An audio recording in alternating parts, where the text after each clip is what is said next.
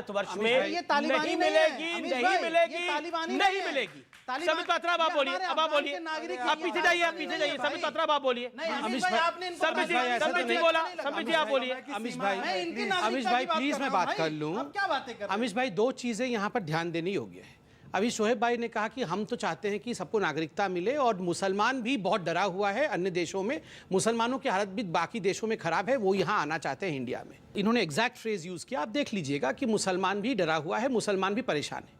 अफगानिस्तान में, पाकिस्तान में अगर मुसलमान परेशान है, और ये वही लोग हैं जिन्होंने कहा कि हिंदुस्तान में मुसलमानों के ऊपर सबसे ज़्यादा अत्याचार होता है और मुसलमान सबसे ज़्यादा परेशानी में कहीं हैं तो हिंदुस्तान में, इन दोनों ने आज ये एकदम चिल्ला रहे हैं कि नागरिकता दो, मुसलमान कहीं आना चाहता है तो हिंदुस्तान में आके देश में मॉब लिंचिंग होगी तो हम सवाल उठाएंगे।